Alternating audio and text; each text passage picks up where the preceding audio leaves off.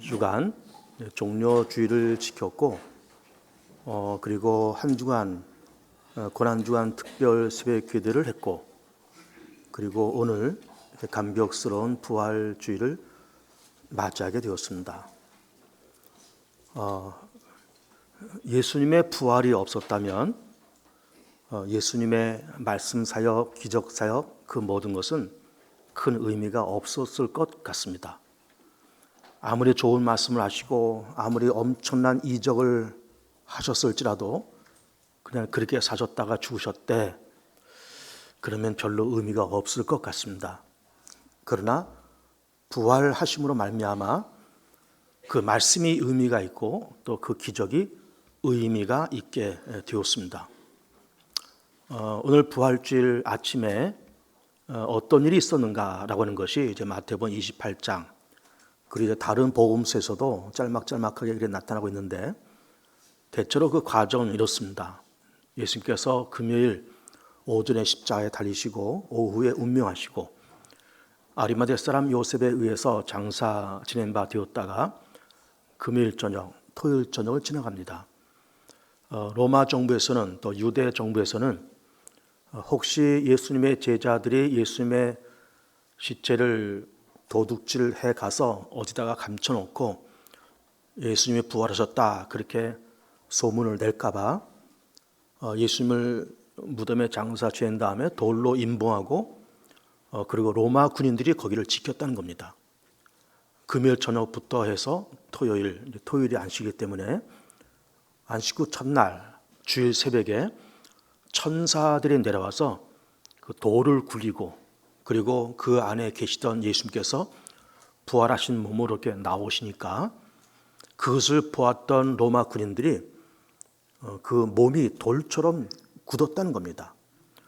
그리고 예수님의 부활의 모습을 보았던 이 여인들이 가서 제자들에게 예수님의 부활 소식을 전했고 또 예수님께서 제자들을 직접 찾아가시기도 하시고 엠마오로 가는 제자들을 만나 주시기도 하시고 그렇게 40일 세상에 계셨다가 감람산에서 승천하십니다. 기독교를 창시한 예수님께서 그렇게 3년 동안의 공생을 사시면서 좋은 말씀, 여러 가지 이적 그런 걸 펼쳐나가시면서 아까도 말씀드린 것처럼 그냥 그렇게 하시고 죽으셨대 그러면은 큰 의미가 없었을 것 같은데 부활하심으로 말미암아서 예수님의 말씀이 생명으로 꿈틀거리고 예수님의 기적이 생명으로 꿈틀거리는 그런 역사를 우리는 보고 있습니다. 다른 종교에서 그 예수님의 부활을 보면서 우리 종교에서도 우리 종교를 만든 그 종교 창시자를 부활했다라고 그럴까? 그러면서 그들의 교리를 바꾸려는 움직임이 있고 또 이미 바꾸기도 하고 그렇게 했습니다. 우리 개신교의 모태가 되었던 로마 카톨릭 교회는 마리아는 죽지 않고 예루살렘에서 승천하셨다 그렇게 믿고 있습니다. 그 사람들은 또 이슬람교를 만든 그 마호멧이 이렇게 메카에서 태어나서 또 메디나로 도망갔다가 그 핍박을 통해서 도망갔다가 그리고 예루살렘에 가서 거기서 승천했다. 그러면서 예루살렘이 이 회교도들에게도 성지가 되었고 그 무함마드가 승천한 장소로 그렇게 그들이 믿고 있습니다. 그러니까는 마리아도 죽음을 보지 않고 승천했다. 또 무함마드도 승천했다. 그들의 종교가 그렇게 우리 개신교의 이 기독교의 정통적인 교리를 흉내내면서 그러면서 그들의 교리를 바꿔가고 있는 모습을 보면서 예수님의 부활은 생명이고 이건 사실인데 그런 거를 이렇게 흉내내면서 패러디해가면서 그들의 교리를 바꾸는 그런 모습 보면서 무슨 코미디의 한 장면을 보는 것 같은 이제 그런 실소를 자아내는 그런 모습을 보게 됩니다. 심지어 불교계에서도 불교를 만든 그 석가모니를 부활했다라고 교리를 만들까? 그러면서 석가모니의 부활 교리를 만드는 움직임도 있다라는 그런 소식도 있습니다. 참 무슨 종교를 가지고 장난을 치는지 참 우리는 생명이고 부활이고 영생을 믿는 우리들에게는 그런 다른 종교들이 그런 모습을 흉내내는 그 모습이 참 너무나도 참 우습게 보이고 참 이 종교를 가지고 장난을 하는 건가라는 그런 생각을 하게 돼요. 자, 예수님께서 우리 위해서 그렇게 십자가에서 죽으시고 그리고 부활하십니다. 예수님의 죽으심과 부활을 통해서 우리 인류의 3대 악재를 다 물리치셨죠. 우리 인류의 3대 악재, 죄와 사방 권세와 사단의 권세를 물리치시는데 만약에 예수님께서 그렇게 이 땅에 오셔서 십자가에서 그렇게 죽으셨다. 우리의 허물을 대신 담당하시고 죽으셨다. 물론 거기까지는 좋습니다. 그러면 우리를 위해서 죽으셨기 때문에 예수님의 죽음을 통해서는 일단 우리의 죄가 용서되고 죄 문제는 해결됐다 이렇게 보는 거예요. 그러면 부활하지 않으셨다 그러면은 그럼 죄 문제는 해결됐지만 다른 문제는 해결이 안 되는 거예요. 다른 문제는. 그럼 다른 문제는 해결되지 않는다는 것을 이렇게 여러분 생각을 해보세요. 제가 지난주에도 친구가 그 친구의 빚을 갚아줬다 그런 그 예를 들기도 했는데 정말 그 예처럼 그 친구가 자기 친구의 빚을 다 갚아줬다. 그 엄청난 빚을 갚아줬다. 거기까지는 좋은데 빚 문제는 해결됐지만 지금 집도 없죠. 직업도 없죠. 그리고 또 먹고 살 길이 막막하고 또 하루하루 살 어떤 돈이 없는 거예요. 한 달 생활할 돈도 없고 하루 생활할 돈도 없고 머물 집도 없고 빚 문제는 해결됐지만 그 사람은 빚 문제만 해결됐지만 살아갈 길이 막막한 거예요. 그러니까 예수님께서 우리 위해서 죽으셨다 그러면은 죄 문제를 해결됐지만 우리가 이 세상을 살아갈 길이 사실은 막막한 겁니다. 예를 들면 우리나라에 탈북자가 한 3만 명이 와 있습니다. 한 90년대부터 탈북자들이 계속 넘어와서 3만 명 가까이 이렇게 있는데 그분들이 이제 주로 중국으로 해서 저 동남아로 해서 이렇게 옵니다. 아니면 심지어 저 유럽까지 갔다가 이렇게 오기도 하고 그래요. 그렇게 어렵게 이렇게 오면 나는 북에서 왔습니다. 난 탈북해서 자유 대한민국에서 살겠습니다. 라고 이렇게 오는 거예요. 오면은 그 사람들한테 무조건 대한민국 여권을 주고 대한민국 시민권을 주고 다 그렇게 하겠습니까? 그렇지 않습니다. 일단 정부에서 특별히 국정원이 되겠죠. 국정원에서 그 사람을 다 조사해서 정말 이 사람이 자유를 찾기 위해서 대한민국에 왔느냐, 정말 순수한 목적으로 탈북했느냐라고 하는 것을 조사를 하죠. 그래서 정말 순수한 목적으로 탈북했다 그러면은 어디를 보낸가 하면은 하나원이라는 데를 보냅니다. 하나원. 탈북자들을 일단 수용해서 그들을 머물게 하고 그들에게 교육시키는 기관이 하나원이에요. 그 하나원이 어디 있는가 하면은 저 경기도 안성에 있습니다. 그런데 이제 어떤 다른 목적으로 탈북하는 사람도 있을 수 있어요. 예를 들면 탈북자로 위장해서 간첩으로 넘어오는 사람도 있을 겁니다. 국정원에서 그걸 다 조사해서 이제 간첩의 목적을 가지고 온 사람들은 절대로 우리 시민권을 주지 않고 하나원도 보내지 않죠. 추방시킨다든지 다시 돌려보낸다든지 그렇게 하겠죠. 어쨌든 순수한 목적으로 이제 탈북했다 그러면 하나원에 들어가는 거예요. 그 하나원에 들어가서 보통 얼마나 있느냐? 넉 달 있으면 넉 달. 넉 달 있으면서 일단 대한민국 문화를 배우고 그리고 그 짧은 기간 동안에 직업 교육을 시킵니다. 뭐 미용이라든지 뭐 건설 현장에서 일하는 그런 일이라든지 그런 거를 그 4개월 동안 다 그렇게 가르쳐 줘요. 그러나서 그렇게 4개월 동안 교육을 마친 다음에 그들에게 뭐 딱 그것만 마치고 끝. 그러면은 이거 어쨌든 대한민국에 와서 하나원에 와서 일단 정착을 했지만 이게 일단 거기 나오면 막막한 겁니다. 그래서 하나원에서는 이제 우리 대한민국 정부에서는 그것으로 끝나지 않고 그들에게 직장도 알선해주고 집도 주고요. 뭐 임대주택 같은 거 이게 마련해서 그들한테 주고 그러면서 정착금도 주고 그러면서 그들이 이 대한민국 사회에서 정착하시도록 다 그렇게 마련을 해줍니다. 그처럼 탈북한 사람들 모아놓고 그냥 아무런 교육도 안 시키고 정착금도 없이 그냥 대한민국 시민권만 덜렁덜렁 줬다. 그럼 탈북을 했지만 그들이 이 대한민국에서 살기가 막막한 거예요. 대한민국의 문화를 압니까? 직장을 어디서 구해요? 직업을 어떻게 찾아요? 집은 어떻게 구해요? 막막한 겁니다. 그러니까 예수님께서 우리 위해서 십자가에 죽으셨다. 그래서 죄 문제가 해결됐다. 참 좋은 거지만 예수님께서 죽으신 다음에 죄 문제는 해결됐지만 부활하지 않으셨으면 우리는 그 다음부터는 살 길이 막막한 겁니다. 부활하셨기 때문에 죄사함 받고 나서 뭐가 생겼을까요? 살 에너지가 생기고 살 희망이 생긴 거예요. 왜 그럴까?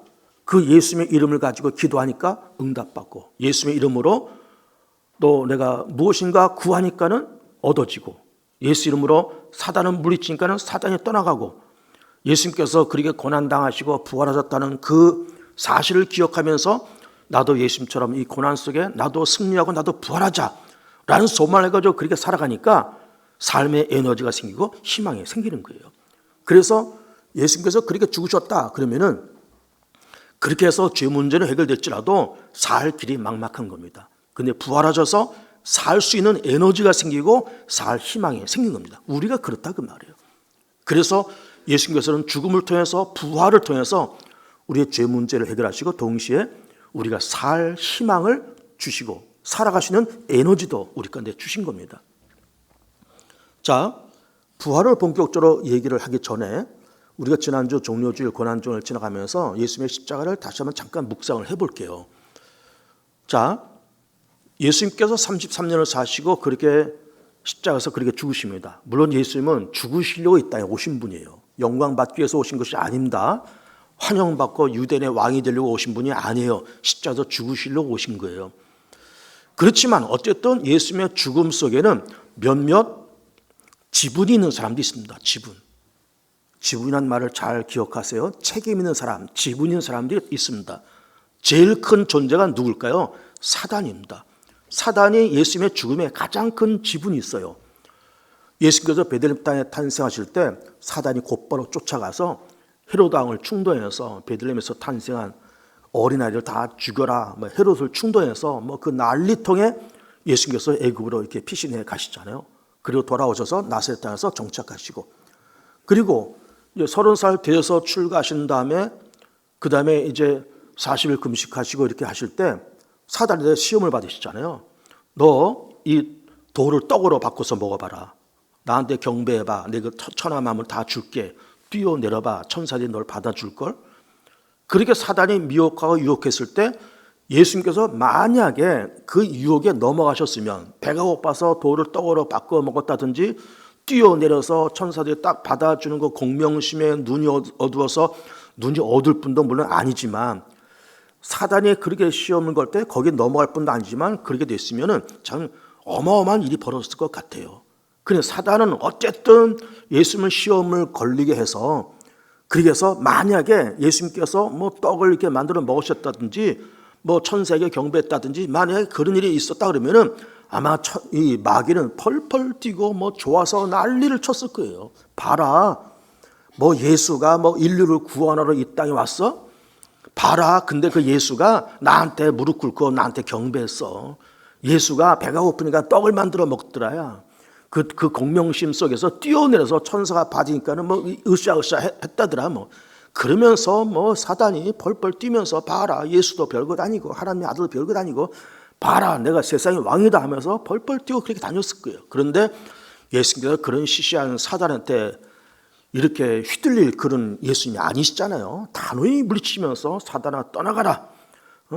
그러면서 사단을 물리치고 그리고 십자가에서 뚜벅뚜벅 걸어가세요.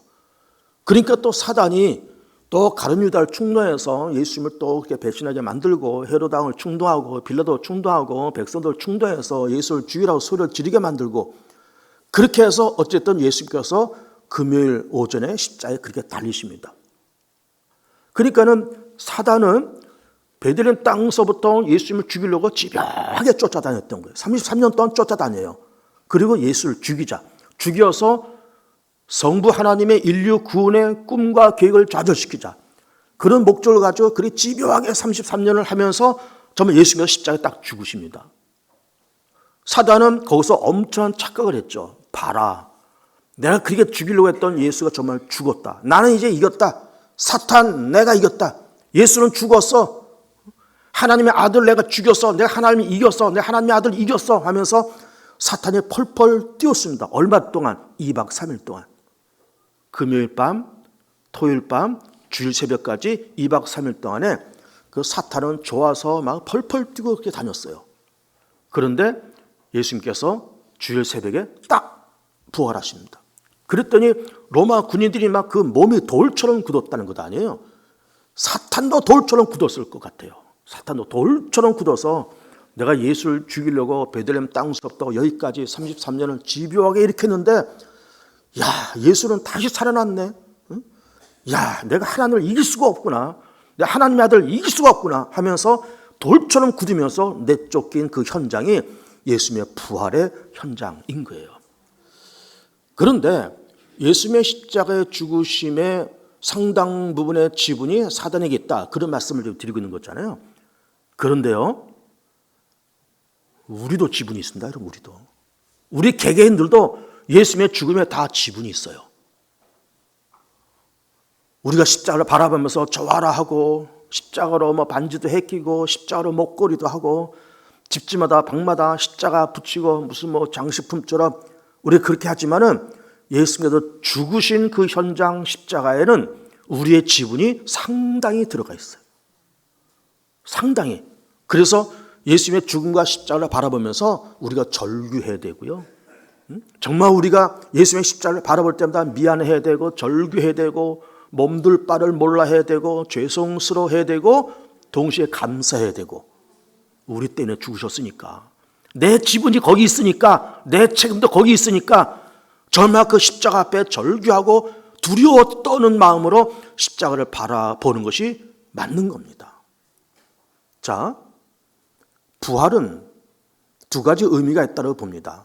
첫째는 부활은 닫힌 세계에서 열린 세계로 여는 그런 현장이었어요. 닫힌 세계에서 열린 세계. 근데 우리는 지금까지 닫힌 세계에서 살았습니다. 왜 그런가 하면은 우리는 예수님을 통해서 부활, 영생 이런 개념을 몰랐을 때는 물론 유대인들도 마찬가지고 과거 사람, 현재 사람 다 마찬가지고 우리는 닫힌 세계에서 다 그렇게 살았습니다. 그 닫힌 세계가 뭔가 하면은 사람이 살다가 죽으면 끝이다 이렇게 생각한 거예요. 그러면 죽으면 끝이다라고 생각하니까는 어떤 생각이 들까요? 염세적인 생각이 드는 거예요. 염세적인 생각, 세상을 비관하고 세상을 바라보면서 항상 부정적으로 바라보고 염세적인 생각이 들고 세상을 늘 부정적인 관점으로 그렇게 바라보면서 그러면서 그렇게 살아왔던 겁니다. 그러면서 늘 우울감이 있고 패배감이 있고 열등감이 있고 그리고 세상을 바라보면서 늘 염세적인 생각이 있고 회의적인 생각이 있고 그렇게 우리는 세상을 살아왔습니다. 그런데 예수님께서 십자가에 죽으신 다음에 부활하시면서 닫힌 세계를 활짝 열어서 영원한 세계, 엄청난 세계를 우리 가운데 보여주신 겁니다. 예를 들면 우리가 우물 속의 개구리란 말을 그렇게 하잖아요. 우물 속의 개구리는 그 우물이 세상의 전부인 줄 알았던 거예요. 그런데 여기를 벗어나니까 벗어나서 펄쩍펄쩍 뛰어다니니까 이거 뭐 동네방네 길도 넓고 동네도 많고 산도 있고 강도 있고 넓은 세상이 있다고 하는 거를 우물을 벗어나니까 알게 되었던 거예요. 우리가 재래식 주택에 보통 살 때 뭐 우리가 평균 한 30-40년 전은 대부분 재래식 주택에서 살았습니다. 그런 재래식 주택은 대부분 어떻게 되는가 하면은 대문도 나무로 만든 대문이죠. 이렇게 양쪽 열면 삐그덕하는 소리가 났잖아요. 들어가면 이제 마당이 있고 그리고 이제 대청마루가 보이고 그리고 안방 있고 또 건너방 있고 그리고 또 그 옆에 보통 기역자 집이니까 이렇게 또 그 기역자로 꺾어진 부분은 부엌이고 그렇습니다. 그러면 이제 또 부엌 천장 그러니까 안방에서 부엌 천장으로 올라가는 다락이라는 것이 있습니다. 그 다락으로 들어가는 다락 문이 있어요. 그래서 이게 안방에서 다락으로 들어갈 다락 문을 열면 그 다락은 부엌의 천장이 있잖아요. 그 올라가면은 거기다 이제 뭐 먹을 것도 쟁겨놓고 뭐 평소에 쓰지 않는 것도 쟁겨놓고 다 그런 겁니다. 하나의 창고 겸 쓰는 것이 다락이에요. 근데 우리는 부활이라고 하는 것이 있다고 하는 것을 알기 전에는 마치 다락에서 사는 사람처럼 우리는 그렇게 살아왔던 겁니다. 다락이 세상의 전부예요. 거기 전기불도 들어오지 않아서 어둡고요. 때로는 쥐도 다니고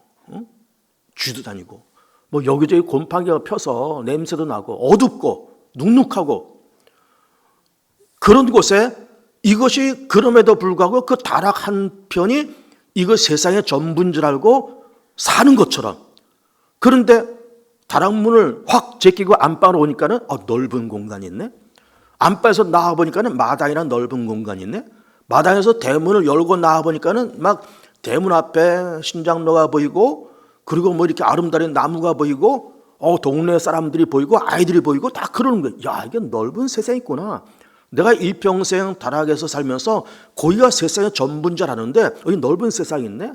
그러다가 어느 날 뒷동산 올라가서 이렇게 세상을 동선 한번 바라보니까 막 시원하고, 뭐 저 멀리 하천이 흐르고, 저쪽에 또 이렇게 도로가 있어서 달구지가 다니고, 뭐 동서남북에 이렇게 산들이 있고, 뭐 새들이 날아다니고 꽃이 피고, 그런 아름다운 산천 초목을 바라보면서 야, 이렇게 넓은 세상이 있었구나. 이렇게 넓은 세상이 있는 거로구나. 그런데 나는 다락에서 그렇게 몇 년 동안 살면서 거기가 전부인 줄 알면서 쥐들이 들락달락거리고 어둡고 습하고 냄새나는 거기가 전부인 줄 알고 그렇게 살았는데 이런 세상에 존재하는구나 라고 하는 것을 알듯이 우리도 세상 살면서 이렇게 7, 80년 사는 것이 이게 전부인 줄 알고 그렇게 살다가 예수님이 부활하시면서 닫힌 세계에서 열린 세계로 뚜껑을, 문을 빵 하고 열면서 어마어마한 세계, 엄청난 세계, 영원한 세계를 우리 가운데 보여주신 사건이 부활 사건인 겁니다.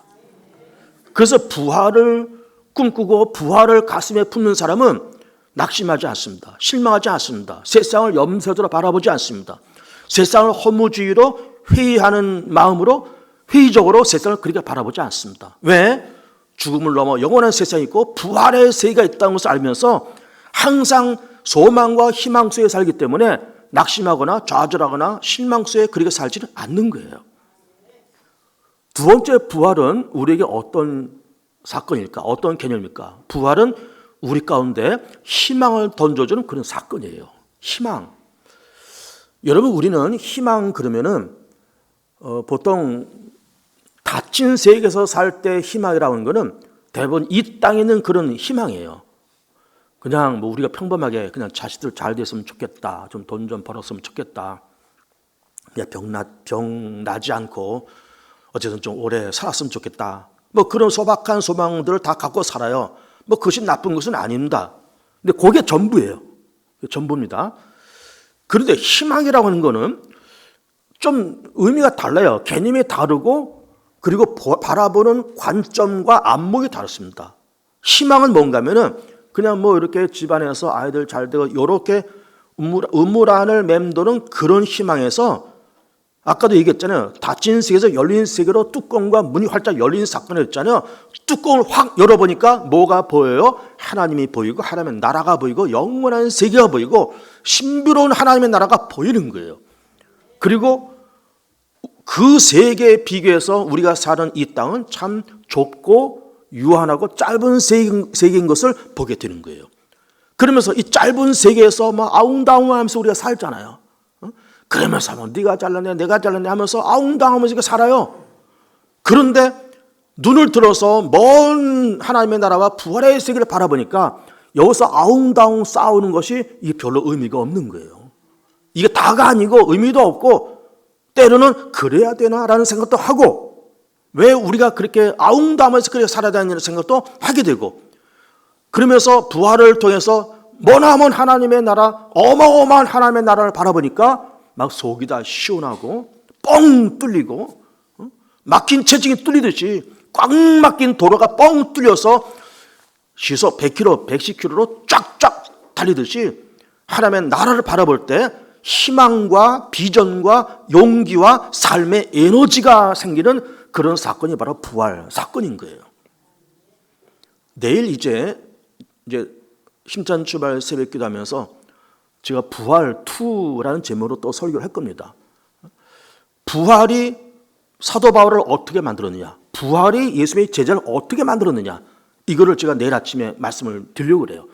그걸 바울 같은 인물이 예수님의 제자 같은 인물들이 예수님의 제자들은 대부분 어부들 있잖아요. 무식하고 배운 것도 없는 그런 어부들인데 어떻게 이 사람들이 그렇게 자신감을 갖고 나가서 복음을 전하고 뭐 그러다가 사실은 순교당했어요. 그러다 죽었지만 죽음도 불사하고 그러면서 나가서 교회 전하고 교회를 세우고 복음 전하고 그렇게 했던 이유가 뭘까?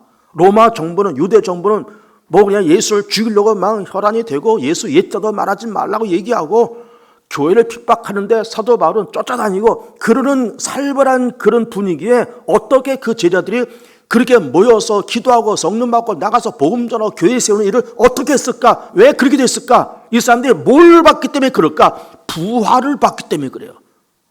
부활을 받기 때문에. 부활이라는 신비로운 사건을 체험해 보니까 막 정신이 없는 게 정신이. 이런 세계가 있구나. 이런 세계가. 이런 나라가 있구나.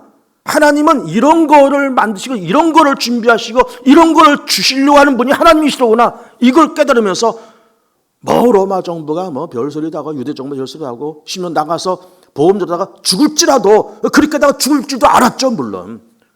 그러나 예수의 부활을 목표하고 부활을 본 그들이 삶이 변화되면서 에너지가 생기고 희망이 생기고 그러면서 죽음도 불사하고 복음 전하면서 교회를 세우는 일을 그들이 했던 거예요. 왜 그랬을까요? 부활을 받기 때문에 그래요. 부활을.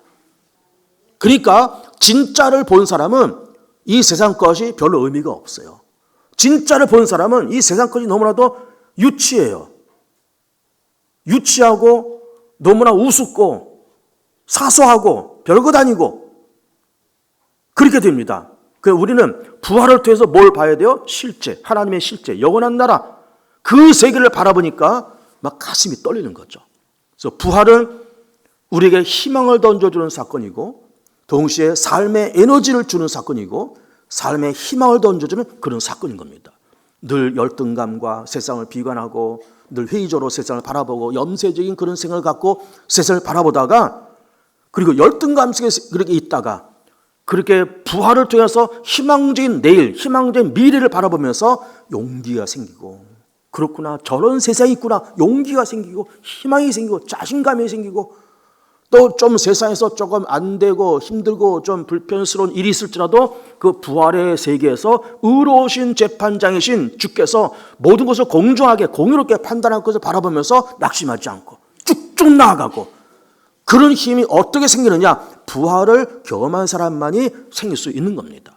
그래서 오늘 부활주를 지나가면서 삶의 에너지도 생기고 삶의 희망도 생기고 삶의 방향도 생기고 삶의 가치가 생기고 부활하신 예수님과 더불어서 희망 속에 살아가는 복된 교우들 다 되시기를 축복합니다.